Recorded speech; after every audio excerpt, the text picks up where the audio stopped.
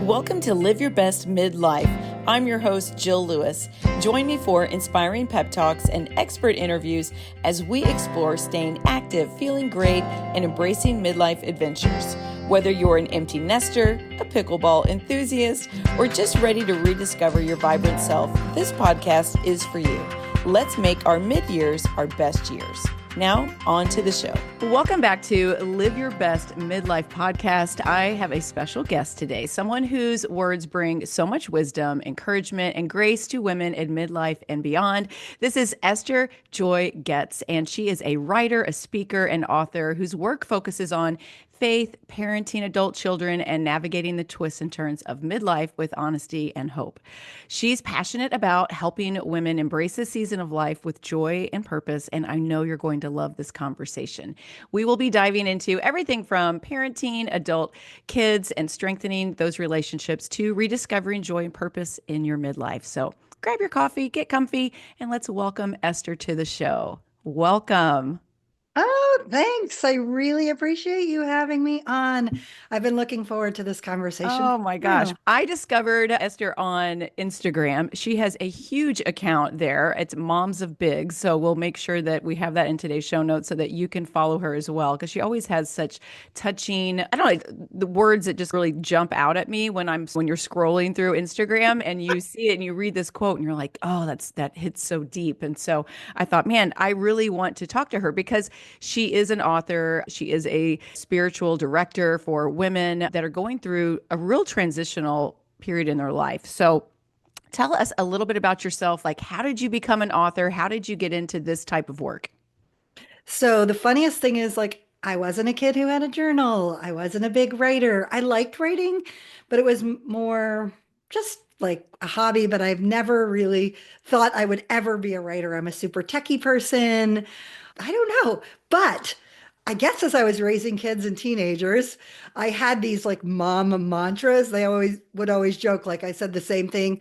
Probably most women can relate if they're mothers over and over. Make wise choices, drive slow. Your prefrontal cortex is not fully developed, all those things. And so my daughter, she was early college. She said to me, Mom, you have got to talk to people about these mantras you have because now I'm like repeating them to my friends at college. And I was like, what? No way. Just like laughing. And she said, I know you call us Dolly sometimes and you're wise. So I'm going to name you the Dolly Mama. And I was like, what?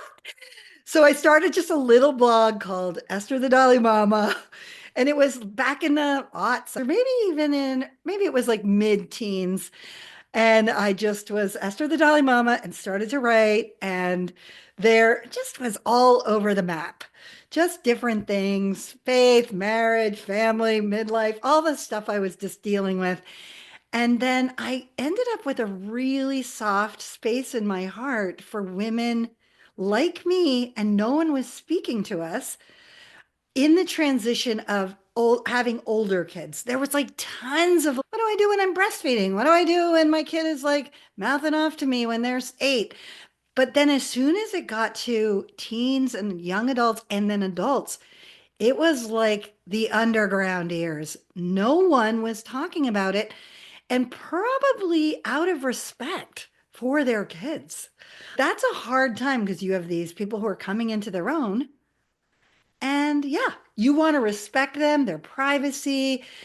Nobody else is talking about their kids because it gets really hard and some kids are doing really rough things, and your own body transitions and your own like maybe discouragement about getting older, then the grief that comes with letting go.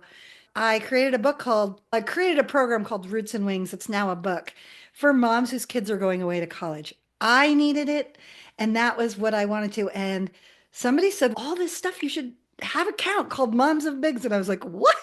So again, it was thrust on me. And I just started to write there, and it took off like wildfire because I don't think there's a lot of people in that space. And I went to my 4 kids and said, are you okay? Not if I necessarily talk about you, but if I talk about me.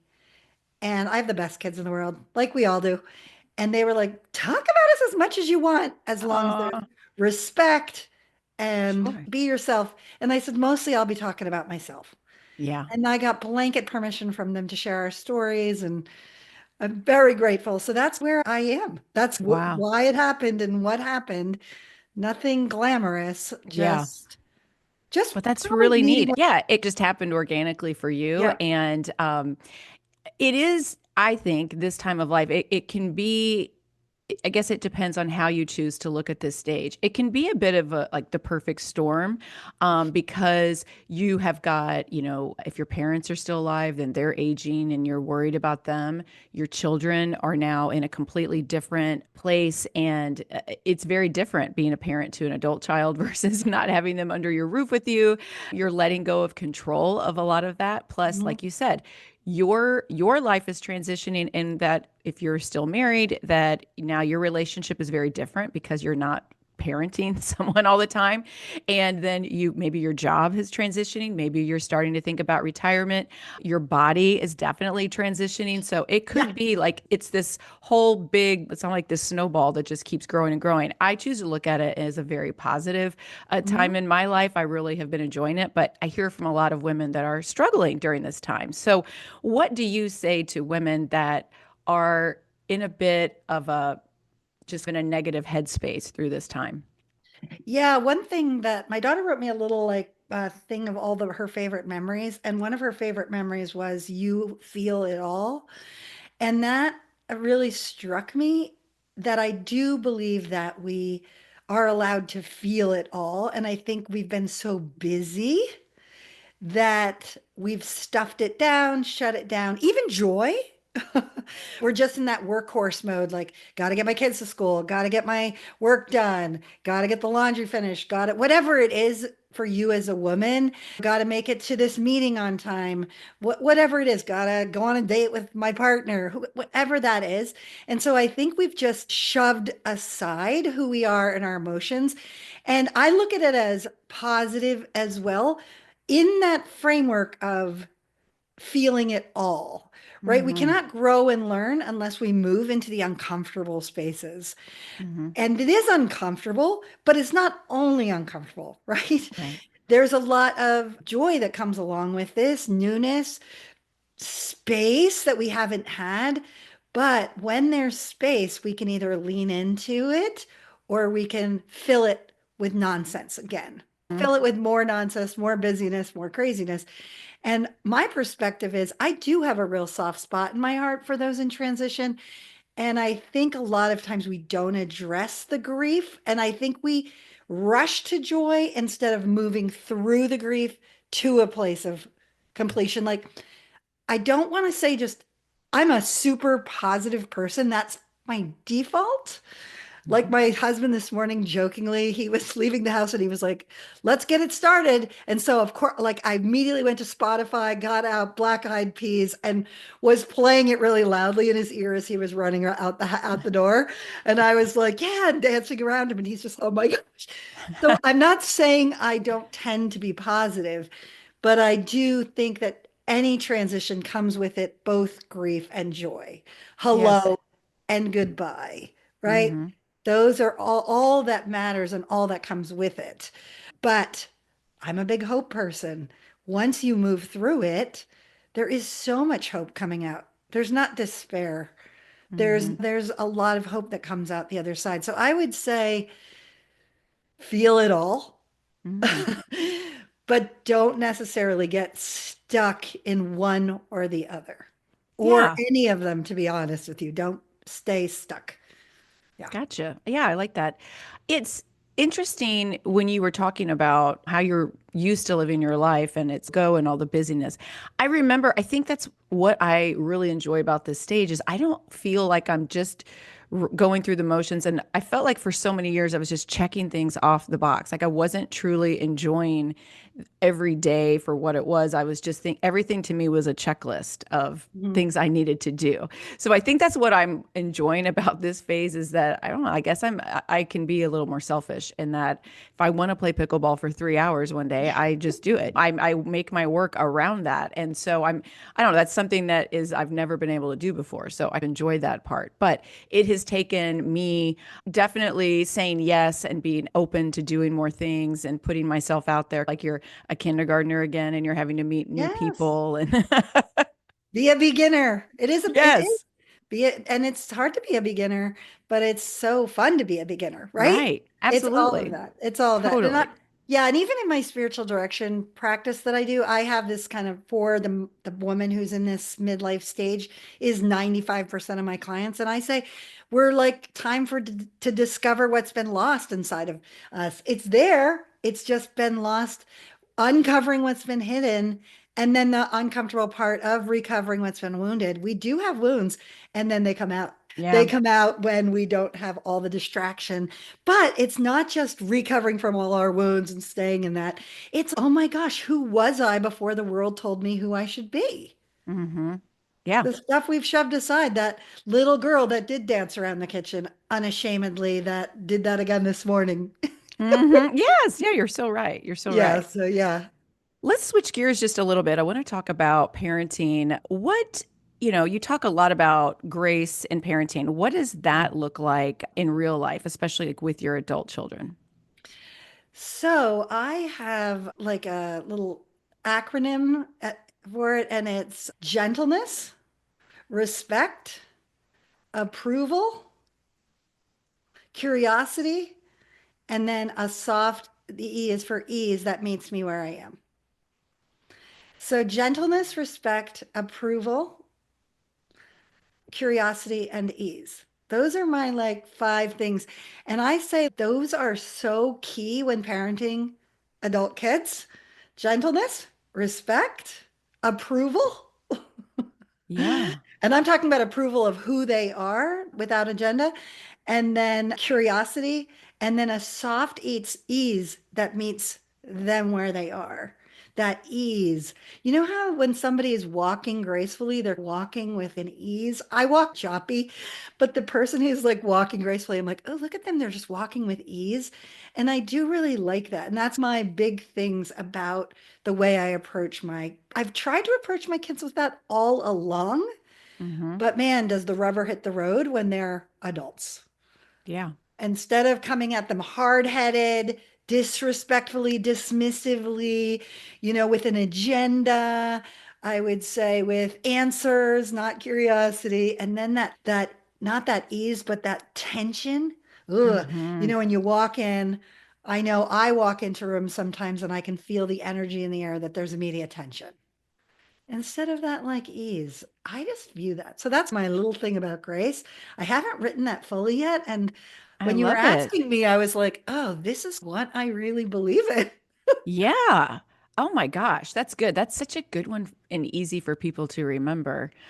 I think for me, it's letting them ask, like when they talk about things, waiting for the ask on my opinion instead Yes. of just blurting it out, which I have done most of their lives. I'm Yeah. really quick to want to give them the playbook of life. If you do this, this will be the outcome. If you do that, because in my mind, I'm thinking I'm going to make their life so much easier because I know, because I've lived it and I can see Yeah. it. And so just here's the playbook. I'm trying to make your life easy, which is insane because that's just not how life works. So No. as they're getting older, and of course, especially my two that are out of college, they're paying their own bills. I'm not in charge anymore at all. So it's just listen, and when they're excited, I'm excited, and when they're stressed or have something heavy going on, just listen with good ears, and if they ask, then give them the opinion of if they ask Right. for it. But it's Yeah. so hard to do. Not that mom fix it mode. I talk about that so much, but I also think that's that curious posture, Mm, that leaning in with curiosity. Part of curiosity is listening, hmm. asking questions without an agenda. That's that really huge one. And I also think the respect really is there too with, wow, I respect you as an individual person. And guess what? What might have worked for me back in the day might not work for you.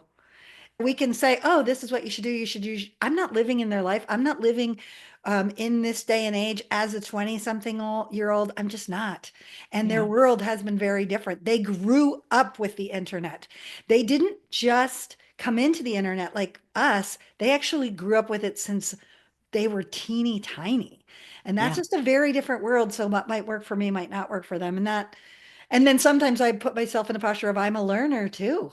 I'm like, what? Hey, what's working for you? Hey, tell me that. Tell me what's going on. Yeah, Hey, what recipe did right. you see on TikTok? I make one of my son's recipes all the time. She's like, Mom, I saw this recipe on TikTok. Here it is. I'm like, what? Oh my gosh, so easy. So, yeah. That's awesome. That's awesome. I was going to ask you about when you're an empty nest parent and how do you recommend that parents maintain that connection with their kids, but while also allowing them to keep their independence. We covered it a little bit, but do you have any more to add? That's my entire tagline on my Moms of Bigs is giving them the roots of unconditional love and the wings of freedom to be completely themselves. I've heard roots and wings, name of my little book for college moms, but I do think that the unconditional love, and that means that you belong to me before you behave.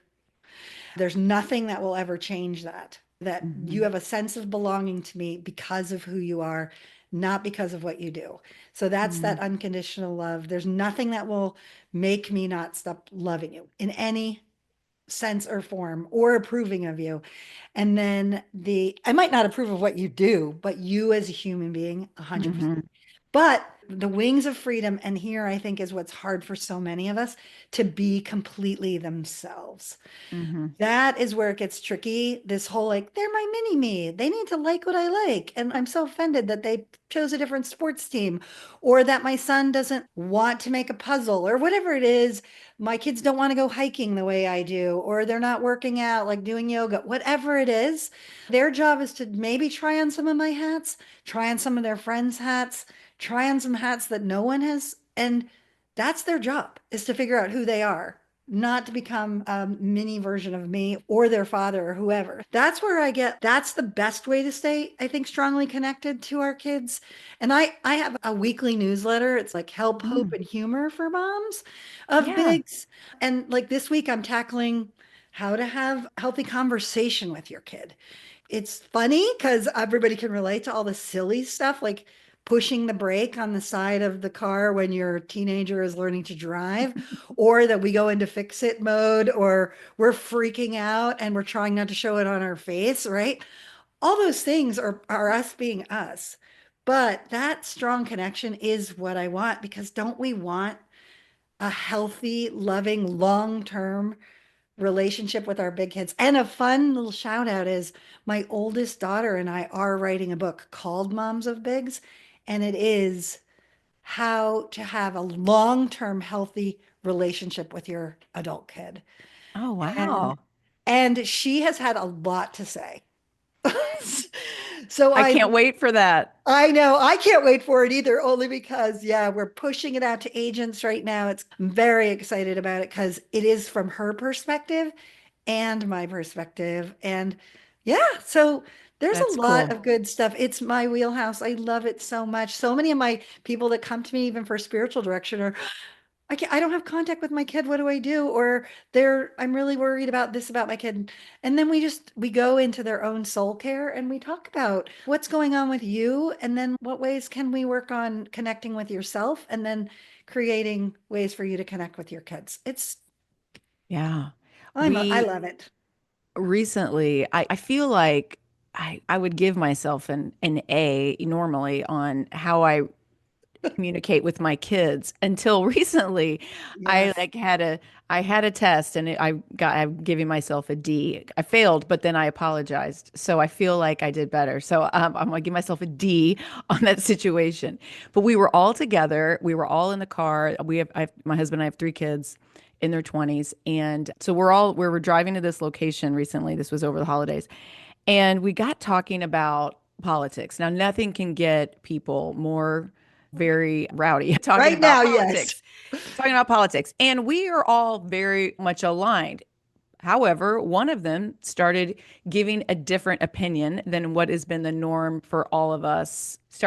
He was just playing devil's advocate and so then three of us were really like, really dismissing it and poo-pooing it and making fun of it. And I felt like I took that to the next level of drug it out and making jokes about it. And I can tell it really pissed him off. And so about 30 minutes later, I was thinking about that and I was like, why are you trying to like make a joke at his expense over that. Like he was being honest, he was sharing his opinion. That's not a threat to anything in our family. Allow your Mhm. kids to have opinions. I think that's great. He's clearly read about this topic, he understands it. And so I went up to him once we got back to our rental house and I went up and I gave him this hug. I said, "Hey, I don't know why I was trying I that was a fail. I was trying to be funny and it so Mhm. was not funny. And I just want you to know that you are super smart and I'm hearing what you're saying and I just want to apologize and tell you that was not cool and I will not do that again." And he was like, "Oh no, you're fine, Mom. It's all good." And he was Yeah. very receptive and he was like, "No, I'm not worried about it." And I was like, "Okay, but I just want you to know like that I recognize that was not cool." Right. And I even think about that, how beautiful. I don't know if is it Gabor Mate's book, Myth of Normal? I think he talks about rupture and repair, that we try so hard not to have any rupture, but Mm. actually, like a bone, when there's rupture in a bone and then there's repair, it remodels stronger than if there was never the break. And I bring that into relationships, especially with my kids, because how are we not screwing up all the Mm. time? We're human, and then our screw ups, if we don't dismiss them, we come in and repair that. I would give you an A. I'm giving Oh, you an thank A for you. the whole conversation because it's not that we are perfect, right? We're going to fail. That gives them permission to be human. They're going to screw up and I'm going to screw up. We're all human. So then all that perfection nonsense and myth goes out the window and they can be a jerk to us and then be like, sorry, dude. You know what I mean? Like, my kids have said that. Like my son the other day was like, sorry. Oh my gosh. And I was like, they're like, you're the queen of sorry. And I'm like, because I'm such a screw up at times, but I'm just a human. And there that grace Hmm. comes in, right? For myself, gentleness, Yes. ease, curiosity. Esther, what was going on with you that you had to say? Did you feel threatened? All that stuff does come in. I still love myself, approve of myself. I still respect myself, and maybe even so that's where it is, like grace to ourselves, grace for our kids, grace for all of our humanity in this messy stuff. And we know right now that we probably have friends whose kids are not talking to them because of the political stuff. True. We know that there's a lot of rift that's going on in families, just to say it, not to say anything more about it. But we are going to have opinions, and it really matters what you did with your son. Hmm. That you were like, wow, I should not be dismissive and disrespectful. And even if I disagree, my biggest change happened when my son was 13, and everything in my entire parenting changed when I said to him, what if you're right? Hmm. What if I have something to learn from you? Yeah. It was like I went from a parent who thought they had it all together, thinking I was there to teach them, fix them, make them perfect, to, oh my gosh, what if they're actually right? And that just put us all at this like human level. And so, I don't know, maybe you started out with a D, you got some extra credit, and now you got an A. Thank you. Thank you very much. Yes. If you've been curious about intermittent fasting but aren't sure where to start, or maybe you've been trying intermittent fasting but you're not sure which protocol is right for you, well, I've got just the thing. The Faster Way to Fat Loss just created a brand new intermittent fasting quiz, and it's the perfect way to find out if your fasting routine is actually working for you. In just a few quick questions, you'll discover your fasting personality and get personalized tips to maximize fat loss, energy, and overall health. No more guesswork, just clear, simple guidance to help you fast smarter. And the best part, it's totally free. So just head to the link in today's show notes to take the quiz now. Trust me, you don't want to miss this. Go take the quiz and let's make intermittent fasting work for you. Thank you. Okay, let's bring it back to women just in midlife. And if someone is struggling to find purpose in Mm. this time, what advice do you have for them? Just if their kids are now grown up, they're not needing them as much, they've got some more time on their hands, and they're just feeling like they're lacking purpose in their life. What do you say to them? So I go back to the three things that I do with my people who come to me for, I call it just like spiritual companionship, soul care. Hmm. I'm going to come back to those, uncovering what's been hidden in you, right? I went and I actually got out my college. I'm a big keeper of things. And I went and I read, somebody said very interesting, don't read everybody else out there. Go back and read your journals from when you were younger. Mm. Go back and read your own quote unquote Bible, your scripture, your whatever, your stuff that you love. And I went back and read a paper on the problem of evil in my philosophy class in college. Oh, wow. And I sat down and read it and I was like, who were you? What got lost in this busy, I call it the time of, in our lifetimes, we have seasons, right? We have this, the spring of life when we're kids growing up, the growing time. Then we have the summer, active, busy, crazy. Then we're moving into the fall where it's a lot of letting go, but also maybe letting go of some, but the beauty of what happens in that transition, right? And going back to, hey, let me see what was going on in the spring when I was growing and nobody was telling me who to be and got shut down in the summer of my life when it was Hmm. absolute insanity. All the way even through the college years of moving them in and out. I'm still my son is moving apartments. He finally bought his little cute first condo, but what are we doing next week? We're moving. So it doesn't really end. That's why moms never stop momming. But I say, so go back and read yourself, study your own life, not listening to everybody else, right? That's the first thing, uncovering what hidden and then discovering what maybe was lost. Those are two. But then you're going to see that you have been wounded in a bunch of ways. There Mm. has been wounds even from your childhood. Maybe that will come up. Maybe even, oh my gosh, I got married, I'm divorced, my spouse cheated on me, whatever. You've been hurt. Maybe you've been hurt by your kids. Maybe you've been hurt by friendships. Maybe you've been hurt just in general. It is a time for just dealing with the uncomfortable, right? It's okay. But those would be the three things because then I feel like for me, when I spend time there with myself, not with scrolling social media, and I'm a social media person, but I I get it. have to have space in my life with just myself, Hmm. shutting out all those other voices and saying what's going on with me and what makes my heart come alive. Maybe it's something super quirky. I went with my husband, we're like super old now, to like some museum the other day, and there were like these cute people, this from the historical society. And we got in the car and he's like, is that your jam? I'm like, not overly. But what's so cool is that these people are doing this and they love Hmm. it. Yeah. And they found their community, they found their passion. Hip hooray. And I was like, I love that they're doing that. They got to discover what makes their own heart come alive, apart from everything else in their life, their own little jam. So that's what I would say. It's weird to spend time yourself with yourself, but that's what I would say. And that's what I do in my spiritual direction companionship thing and with my books. I'm like, spend time with yourself, do a journal, do a soul collage, figure out what makes you, what study your dreams, all kinds of things.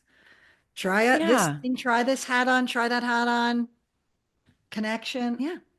That's so funny. I'm in this business mastermind with other coaches, and one of our projects was making a vision board. And I think that's something that's really fun to do, whether you're doing it with objects and gluing them on, or you're doing it online, which is the way that Online. I do it. But I just think it's a fun way to think about my life and my future and what I'm envisioning for myself. Where am I seeing myself in a year or 5 years from now? So, anyway, just a little thing that Right. I work on. And it's so interesting that you say that about the vision board. I really like that. And that's so great for if you have a goal in mind.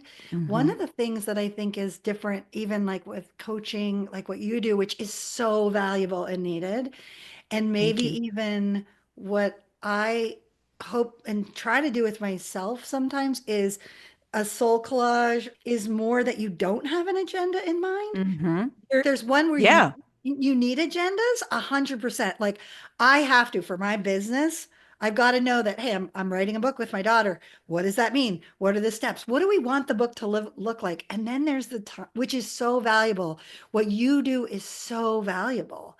And then I think like sometimes just care of the soul is like a different kind of valuable, right? Yes. Like I'm sitting down with, I say to people, I know what makes your heart come alive. Look at the last 10 pictures you took on your phone. Mm. Because guess what? That was something that caught you and you took a picture of it. Listen to your own life. Go back to your own life, and that one might tell you a little bit.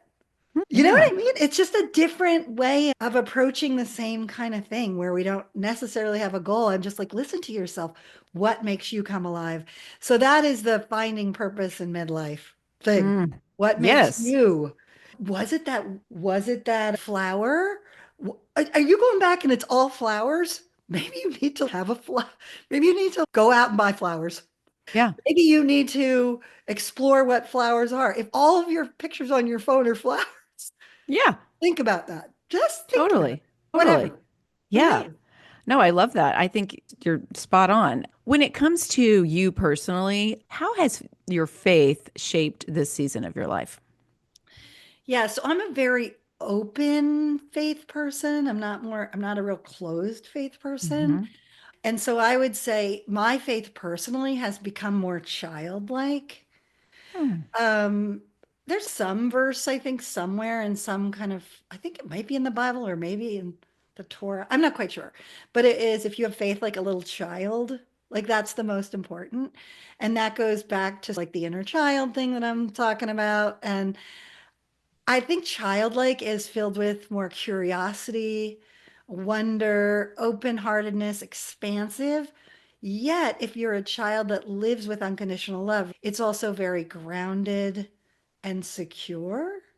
Like I know who I am, that I'm unconditionally loved. I know where I fit in the world, like with myself mostly with some kind of divine connection and divinity. And I'm not quite like I'm in that more open space, not a closed space. So, yeah, I approach it much more like a child. That's so interesting. I've never thought of that before, but I liked all the ways that you described that. It sounds like a good Yeah, place to be. grounded and secure, like an anchor for your soul, right? Yeah. But curious, Hmm.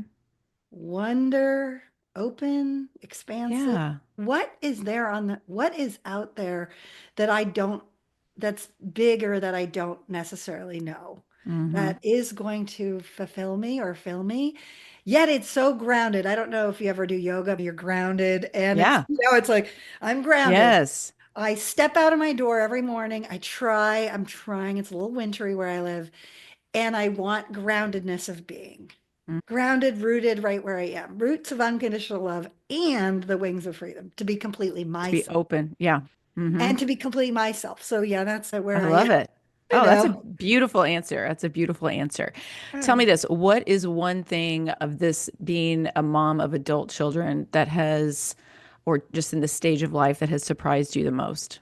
I think for me it was how 1 minute I can be crying, happy crying and sad crying. And I picture my daughter's wedding a couple years ago. Ah, And I was like happy crying and sad crying. Like yeah. I was just the happy sad, constant happy sad, the bittersweet. That was like a Yes. shock. Like I was like, what? What is going on here? I'm so happy for her. And I'm so sad that life as we knew it is over. But I'm so happy for what's to come. So the happy sad thing. And then I think that I really love this space. I thought I was an extrovert for a really long time, and I probably am at some level, but I was like over loved and over touched and over busy and over involved for so long. So Mhm. over it, I guess. Yeah. No, I Like get that. I am just like over all this Yes. that I just was everything was just a lot. And so I really do love this space. I really love more that there is a little bit of white space. That's my phrase for 2025 Mm. is white space. And I'm forcing it onto me, like putting an hour and a half on my calendar first thing every morning where I block it as busy. And I And so just, white space for you means just time with yourself, quiet time. yeah, I journal. Somebody gave me a physical journal. I'm a digital person, so I'm trying to lean into Hmm. the analog there where I check in with me. I have three Hmm. questions every day. A lot of days are, what do I want? What do I need? And what do I hope? Those are my three questions I ask myself in that space. Sometimes I'm like been doodling. I don't do any of this. I do everything online. I'm a techie. I love technology. So I'm Yeah. trying to lean into the analog, just giving myself space to check in. And I write. I have a book of poetry I read. I read a poem a day. I have this cute book that has a weird shout out called 12 Tiny Things that I've been reading. And it's for women to recover themselves. And I just have one of those things going on, but I don't want to have an over agenda to it. Sometimes I write about what I'm sad about, what I'm grateful for, just whatever. And I'm not a person that can do I'm not a liturgical ritual. I want that to be a space that can be whatever. Yeah. Oh, I think that's awesome. And just the Yes. fact that you're scheduling it in. That's a big part of it is that this stuff doesn't just happen. We don't, have to Right. schedule it in, just like Right. anything else in your life. So that's great. Okay, if your younger self, if you could go back and talk to her, what is one piece of advice that you would give her? Can I read a letter I actually wrote to my younger self? It's about 10 lines. I wrote it to myself like 3 years ago, and I read it to myself every year on my birthday, which is coming up. That's the coolest thing I've ever heard. Okay. I It, love it. we might get a little teary. I might get a Okay, little teary I'm because ready. I'm ready. I have I tissues. wasn't planning on reading this for another 2 weeks. My birthday's 2 weeks from when we record this Oh, episode, but so I might get a little teary. Okay, here we go. okay. All Okay. right. So I'm writing. I wrote it a couple years ago till 20 years. My 20-year young mom self. That's where I was Okay. at that time. Okay, here it is. Ugh. I love you, younger version of me. It's all going to be okay. What you see now is a dim shadow of the beauty that's to come. I promise you a few things. You do not do it all right. In fact, you make some mistakes that cost you greatly. You are afraid sometimes, very afraid. Your faith is tested to the shattering point, and your heart is broken into a million pieces. But you do not give up hope, even in the middle of your fear. And my friend, hope does not give up on you. You do not give up faith, even though the waves swirl around you and it's hard for you to see. Faith keeps an eye unwaveringly on you. And though your heart splinters into fragments, you do not give up on love. Love slowly shows you that you are loved beyond measure, and this love is freeing and healing. It's from this love that you will begin to love others. You have a long way to go, and so do I. I wonder what our older, wiser self will say to us 20 years from now. It is just good to be on this journey with you. You are brilliant, first of all. What a gift for yourself. Oh my gosh. I will remember that forever because I want to do that. That is incredible. Yeah. What made you think to do that? I am a writer, right? I think I was it was really when I think it was my youngest was moving, had just graduated. She went to college in 2 years. So at 19, she moved Mhm. across the country Mm, and she was young. She was 19, yeah. 19, and she was starting her career out really far away. And I was really like, what do I have to tell my younger self? And it was such a beautiful thing that I was learning about having kind of those transitions of kids and seeing that I could have really valuable relationships with them, even though I really mucked it up along the way. And I could have a really valuable relationship with myself going forward, that I really wasn't alone, that I was taking my younger self, my older self, and my current self with me on a journey. And I don't know if you read Glennon Doyle's Untamed. Yes. Huh? Yeah, so she wrote this phrase that really struck me, and I read it, and it was right around that time I was reading that book, that I am till death do us part. Oh, yeah. And I was like, oh, wow, I'm going to be the only person that's with me from birth to death. my parents will die, my kids will move. I don't know what's going to happen with my husband. He could die. Like he wasn't there with me at the beginning, right? Right. He wasn't there. I met him in my 20s. So he wasn't there the whole time. But I was like, wow, look at that. So I was like gathering all my selves together and wanted to write to my younger self. So healing for me. Yeah. Wow. That is going to stick with me. I love that so much. Oh my gosh. That was really, thank you for sharing that with us. Oh, you're welcome. You're I welcome. really appreciate that. My goodness. Okay. Tell us about the books that you have authored, that you've co-authored. I know you've got some Oh. collaborations. Tell us about those. I have three books that are for sale right now. One's called Moms Never Stop Momming. I co-authored with a friend, Melissa Neeb from Never Empty Nest. She goes by that online. And then I did a collaborative book and that book is called Moms Never Stop Momming. And then we have a sequel to it called Moms Never Stop Worrying and Being Brave at the same time. That's a collaborative book with a bunch of authors. And then I do have this Roots and Wings, and it is for if you know a mom whose kid is graduating from high school and they're going away to college or whatever in the fall. I It's the first 50 days after your kid leaves, and it's really how do we move through this with some kind of self-care and grief and hope and all the stuff we've talked about today. Amazing. Yeah, yeah, That book would be such a fun. We always think about you give the kids this graduation gift when they get out of high school or whatever, but I want to get all the moms that the gift of that that book gift. Yes, yes. because we're like the ones that are forgotten about. It's almost like on your kids' birthdays, the child gets all the accolades as they should, but as a mom, I was a big part of that day myself. I know. I have a friend. It was about the birthday thing. I have a friend who sends me a note on my oldest birthday every year and says, "Happy birthday, the day you became a mom." It's so fun. What a She does wonderful not send it to my friend. kids. She sends it to me. So yes, this would be a graduation gift for moms. And then a bunch of people have said, aren't you going to do a book like that for moms of kids who are graduating from college? Mhm. It's in the works. Love it. Only It's so in the many works. hours in the day for you and your mind, Yes. and to get all of these words onto paper. Oh my Yes. goodness. And where can everyone find you online? Yeah, so I am estherjoygoetz.com. I have my all my things are there. Everything's there.